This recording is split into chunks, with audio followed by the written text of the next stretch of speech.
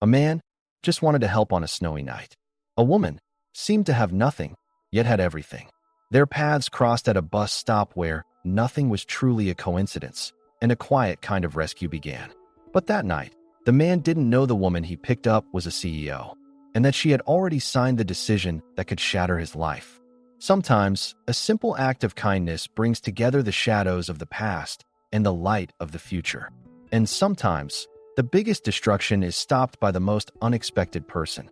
If you love stories built on real emotions, if you believe in rediscovering what was lost, in quiet heroism and second chances, then every story on this channel will speak to you. Don't forget to subscribe and turn on notifications so you'll always be the first to join the next journey. Night was falling with a harsh silence. The wind swept snow from between the cobblestones, and the streetlights flickered like they were shivering. As Raphael Stein slowly drove his old van, he felt more than just the vibration of the steering wheel. He felt exhaustion, responsibility, and a constant sense of something missing. His eyes landed on a photo taped to the dashboard. Him, his little daughter Sophia, and his son Emil as a baby in his arms. The empty space on the left side of the photo was a quiet reminder of a life erased. His wife, Clara, had died unexpectedly 6 years ago, leaving behind 2 kids and 1,000 unanswered questions. Since that day, Raphael hadn't just been trying to survive, he'd been trying to build a home. Just as he reached the turn, his eyes caught a figure slumped at a bus stop on the right. Snow had piled up to knee level, and the night had grown sharp. A woman, yes, a young woman was curled up in a thin coat, wearing light blue scrubs that looked like hospital clothes. Raphael hit the brakes. His inner voice said, "Don't get involved." But another voice, stronger and deeper, spoke from his chest. He rolled the window down a little and asked, "Need a ride? No one should be out in this cold." The woman slowly lifted her head. Her eyes were tired, but there was no arrogance, just pure exhaustion. She gave a small nod. Raphael opened the door, and she stepped in without a word. Along with the cold, something heavier entered the van. "I'm Raphael," he said. "I do temp mechanical jobs. I can drop you somewhere." "Thank you. I'm Isabella," she whispered. "Just moved here, doing temp nursing." Her hands were cracked. Her bag was worn, but the way she sat upright, that was different. This woman wasn't running from something, she was hiding something. But that night, Raphael was offering her a ride, not an interrogation. "My kids are home. I just need to swing by for a few minutes, if that's okay." Isabella nodded. Silence settled between them again, but this time, it didn't feel so distant. The van turned into a narrow side street, a modest 2-bedroom apartment upstairs. Raphael went up to check on the kids, just to be sure they were okay. When he came back down a few minutes later, Isabella was at the window, looking up at the sky. "The stars. I haven't seen them this clearly in a long time," she said. Her voice was peaceful, but it sounded like it had traveled from far away. Raphael dropped her off in front of an old apartment building. She thanked him, but her eyes were still fixed on something in the distance. He pulled a crumpled card from his pocket. "If your car breaks down or you end up on this side of town again, I'm around." The next morning, Raphael returned to his routine. Sophia's breakfast, Emil's homework, appointments at the workshop. Everything was normal, but in his mind, he kept seeing Isabella's hands as she tucked his card into her pocket. That night, he dreamed of someone walking through the snow. Her eyes held both a storm and silence. And without even realizing it, Raphael had just stood at the edge of a night that would change his life. 2 days later, Raphael woke up early as usual. Emil was still asleep, and Sophia was in the kitchen packing her bag. As the smell of the bread he'd put in the oven spread through the apartment, he glanced up at the photo of Clara hanging on the wall. The woman with the smiling eyes didn't bring pain anymore, but she still left a deep emptiness behind. This morning felt different. He couldn't stop thinking about Isabella, the woman shivering at the bus stop, with eyes that looked like they'd weathered many storms. When he got to the workshop, a luxury car was parked out front. Silver, nearly spotless. As the door opened, he saw those familiar eyes again. The headlights had been acting up for a while. "I figured it might be good to have a reliable mechanic take a look," Isabella said, her voice cheerful but reserved. Raphael smiled, though it carried a touch of surprise. He glanced into the car. Every detail was perfectly arranged. There was no way this woman lived a simple life. "Nice to see you again," he said as he popped the hood. While Raphael worked, he noticed Isabella sitting in the corner of the garage with Emile, who was busy drawing. She was kneeling, smiling at the story Emile was telling about dragons. "Was your mom a nurse too?" she asked quietly. "Yes," Emile replied. "But now she's in heaven. My dad says she's healing the other angels up there." Raphael, standing by the engine, felt something stir inside him. The way Emile could speak so easily and deeply was something to be proud of, but also a reminder that still hurt. Later, when Isabella came to pick up her car, she pulled a small box from her bag. "This is for the morning," she said. "Cookies I made. For Sophia and Emile." Raphael thanked her, but his eyes lingered on hers. There was something there. Not just kindness, guilt maybe, or the reflection of a woman trying to live with a wound from the past. That night, Isabella stood by the window of her luxurious apartment, turning over the card in her hand. Raphael Stein, repairs and stubborn fixes for life. This man wasn't ordinary. Maybe he was too decent, too honest, too real. And Isabella's life had been wrapped in masks for years. She hadn't even used her real name, Isabella Moreno, but where she was known as a CEO, everyone simply called her Isabel M. Yet that night, with Raphael, she had just been Isabella, and for the first time, she felt at peace. But danger was drawing near. The next morning, she attended a closed-door meeting at her office. The corporate investment group was pushing to fast-track plans to buy out small businesses in a low-income neighborhood. They rolled out a map on the table. The street where Raphael's workshop stood was marked in red. Isabella's stomach dropped. At that moment, Emile's voice from the night before echoed in her ears. "My dad says some people think things can't be fixed, but really, it's just no one ever knew how to open them up again." The investment director turned to her. "We need your approval, Isabel. The reports are ready, and the area will be bought out and cleared. No more than 6 months." Isabella swallowed hard. Raphael's card was still in her pocket, and now, she stood on the edge of a choice that wouldn't just fix his car, but might fix her life too. That morning, when Raphael unlocked the workshop door, the feeling that washed over him wasn't just routine. There was something in the air, maybe the scent of an approaching storm, or the quiet warning of change that kept him on edge. Sophia was packing her school bag with unusual care, and Emile had already gotten himself ready. Raphael had shaped these small routines with Clara's memory, but something was shifting. Maybe the kids, like him, sensed something was coming. The early hours of the day were calm. Then, unexpectedly, Isabella showed up again. This time, not with cookies, but with a suggestion. "There's a Sunday event," she said with a faint smile. "A local charity thing.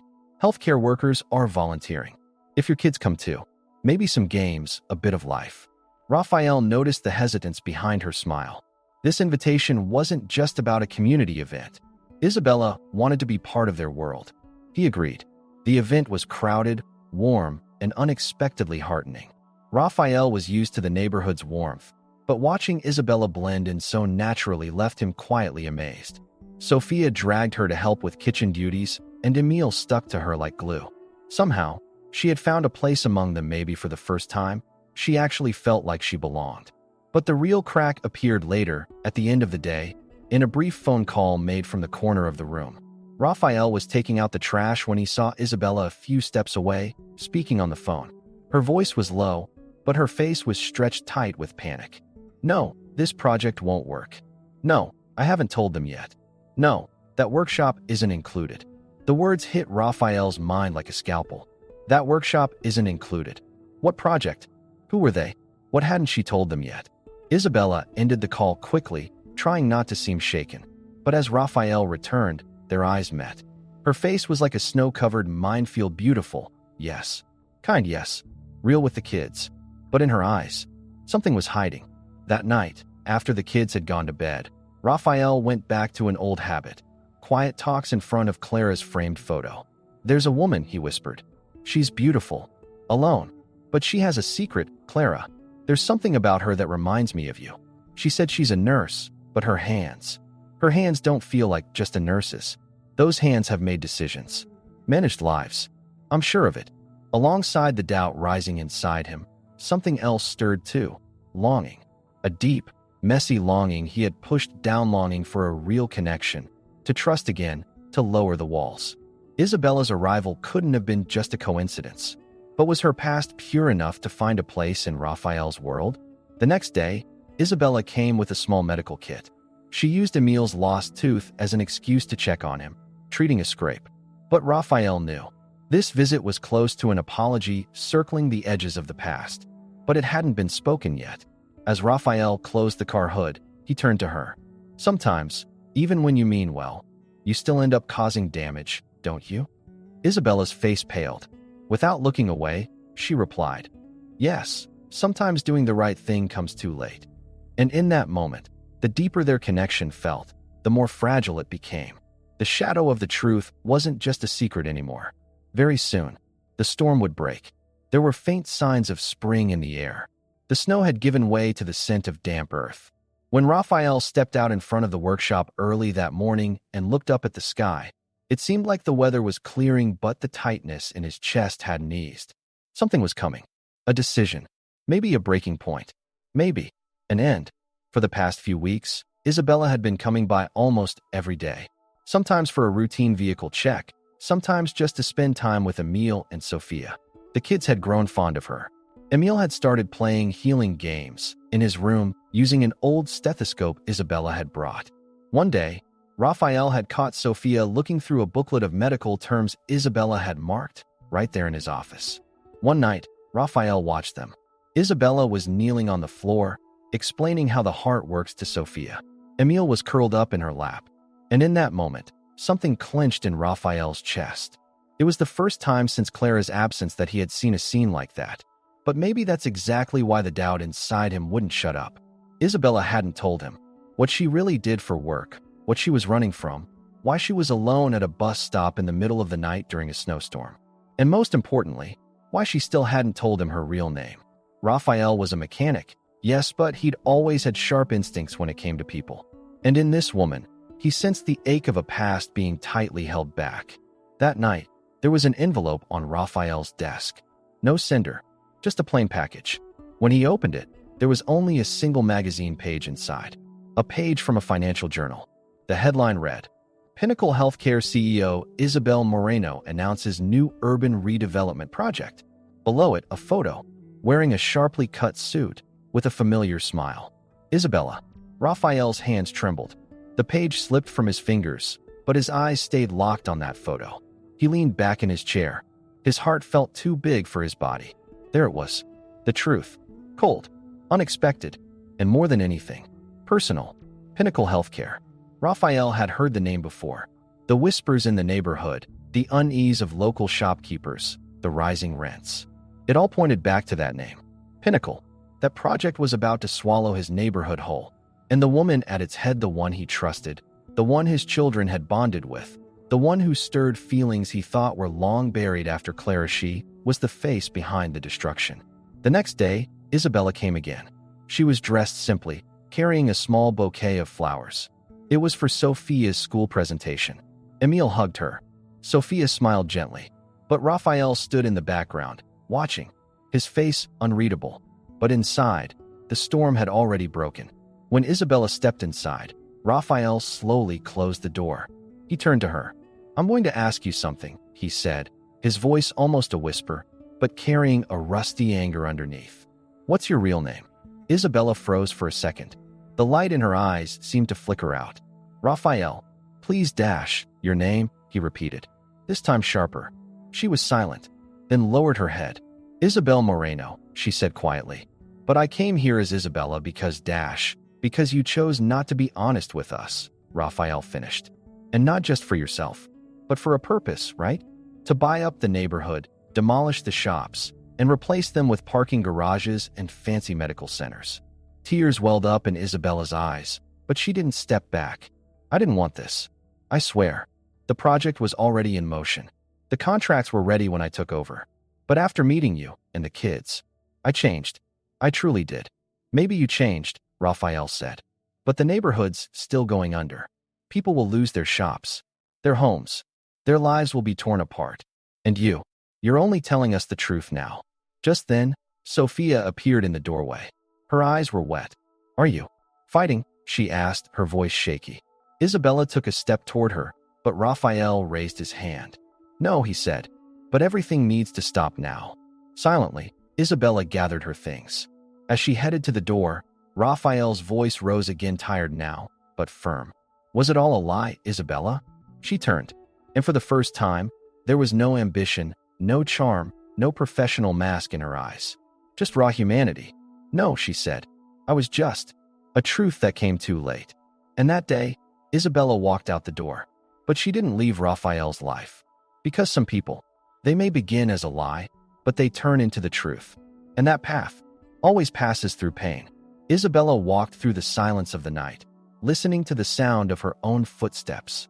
The click of her heels on the pavement echoed the emptiness inside her. Raphael's words were still circling in her mind. I was just a truth that came too late. That sentence felt like it had shattered every mask she had ever put on. When she got home, the city lights shining through the tall windows lit up the decor of a life that didn't really belong to her. Modern furniture, sterile surfaces, neatly stacked files, digital calendars, but not a single child's drawing, no dried flowers, no quiet sense of peace. This wasn't a home. It was a CEO's tower, and she no longer fit inside it. At 3:17 a.m., she sat down at her computer.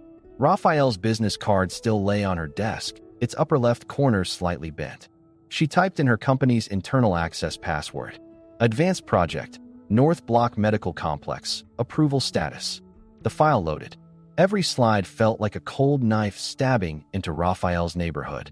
Seeing the local businesses labeled as underutilized spaces shook her deeply. But the real breaking point came on slide 11. Riley Auto and Mechanical. Eviction notice to be issued within 28 days. Raphael's workshop. The corner where Emile drew. The desk where Sophia studied. The tiny office where Clara's photo still sat. Now, on paper, it was just a parcel. That moment wasn't just about making a decision. Isabella changed the course of a life. The next morning, when she walked into the conference room at Pinnacle Healthcare headquarters, her heels made no sound. Her eyes were clear, her shoulders upright. But for the first time in years, she wore no makeup. She looked plain, real, resolute, stronger than any fake shine could ever make her. The meeting began. The CFO was speaking. This new project will secure the company's next 5 years. Local resistance has been minimized. Press strategy is in place. Evictions are starting. Isabella stood. She didn't ask for the floor, she just started speaking. There's life in this project, she said. Every shop you see as a statistic is actually a place where a child grew up. A desk where a mother's photo sits. A man's attempt to rebuild life after losing his wife. The room went silent. Investors, executives, none of them had ever heard that tone in a boardroom. If the goal is truly public health, she continued, we can't achieve it by evicting people from their homes. Today, I'm proposing a different plan. More expensive, yes, but more honorable. She clicked to the next slide. An alternative site, an old industrial warehouse zone. Groundwork already completed, closer to major transit lines. And most importantly, a solution that could be built without touching the current neighborhood. North Block would be spared. She closed with this. Until now, I measured success by scale. But today, I'm changing the measure of success. True healing only happens if we can do it without destroying something else. Silence. Then someone whispered, this proposal isn't board approved. Isabella looked around the room. Then I'm no longer part of this board. And she slowly placed her access card on the table. No one in the room stood up. Because in that moment, she wasn't just a CEO. She was the voice of a community's conscience. That afternoon, Raphael was fixing a robot Emile had drawn when the doorbell rang. He opened the door to see Isabella. She wasn't holding flowers or cookies or excuses, just an envelope. I'm not a CEO anymore, she said. But there's one last thing I want to fix. Raphael took the envelope. Inside were official company documents, new development maps, a cancellation notice for the North Block evictions, and a short handwritten note. Some things are destroyed with a signature, but some can only be protected with a decision from the heart. Your neighborhood is safe. Your workshop is safe. Your children's future is safe. Because, even late, I chose to do the right thing. Raphael looked up. The silence lasted a long time. Then, for the first time, he reached out and held Isabella's hands. Someone who came to destroy couldn't possibly fix this much, he said. You're not just some executive. You're family now, if you want to be. At that moment, Sophia peeked from behind the door and smiled quietly. Emil ran up, throwing his arms around Isabella. "Are you really staying this time?" he asked. Isabella knelt down, looked him in the eyes, and said, "Yes. This time, I'm not going anywhere." Months passed. The snow melted. The streets were filled with children's laughter and the sound of radios drifting from open windows. North Block wasn't demolished, it was reborn. The small businesses in the neighborhood received support through the Local Resilience Program, launched by the former CEO of Pinnacle Healthcare. And the community never forgot one woman. Not Isabel Moreno, but Isabella, the nurse who touched the hearts of children. Raphael's workshop grew. He hired a new assistant, a young woman. He started working with students through a scholarship program that offered vocational training. But the biggest change was inside the office. There was a new photo on the wall right next to Clara's frame. In it, Raphael, Isabella, Sophia, and Emil were baking cookies together. Their eyes no longer carried pain-only healing. One morning, Emil jumped out of bed and yelled, "They're coming today." Sophia lifted her head from the pillow, groggy. "Who's coming?" Emil grinned. "Our first joint class. Health with Isabella, repairs with Dad. Real projects." That day was truly a first at Raphael's workshop. The community entrepreneurial education program had begun. Young people came in the morning to learn both basic mechanical skills and first aid. And the two instructors were nothing short of remarkable. One, a father who had spent his life fixing things with his hands. The other, a woman who had escaped the trap of corporate success and relearned how to touch lives. Yes, Isabella was now a medical student. After resigning from her CEO position, she had decided to pick up where she left off.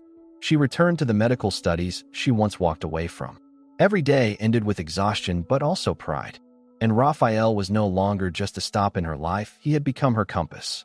One Sunday morning, as the sun painted the sky pink and gold, Raphael called Isabella to the backyard for a surprise. When he lifted his hands from her eyes, she saw a small wooden bench in front of her. On it, a plaque read, "This is where the journey began." Isabella didn't hide the tears in her eyes as she took Raphael's hands. "This is a bus stop?" she asked, laughing through her tears. Raphael smiled. "Yes, but it's not for waiting anymore. It's for remembering." She sat down. He joined her. The silence between them was long but full. Just then, the kids called from the back door. "Cookie time." Isabella turned and looked Raphael in the eyes. "You know," she said, "I've made a lot of decisions as a CEO. But the bravest one of my life was saying yes that night when you opened your car door." Raphael looked down, then slowly replied, "And mine was letting you in. I was so scared of losing. I didn't even let myself feel anything for so long." The silence between them was no longer empty. It had become a home rebuilt, not without pain, but with purpose. 1 year later, kids played in the street. Neighbors waited for the reopening of the local library. Old women placed cookies on windowsills. And everyone knew Raphael and Isabella. They were no longer just the woman who came in the snow and the man who spoke through engine noise. They were two people who protected a neighborhood, rebuilt a family, and changed a system from the inside out. And the best part? This story wasn't written with wealth or titles or grand promises. It began with a woman who looked like a wilted flower and a man who carried a broken but stubbornly beating heart on a night covered in snow. Love sometimes sits quietly on a bench. Sometimes it's as simple as a child's hug. And sometimes it's enough to be a small light arriving in the dark.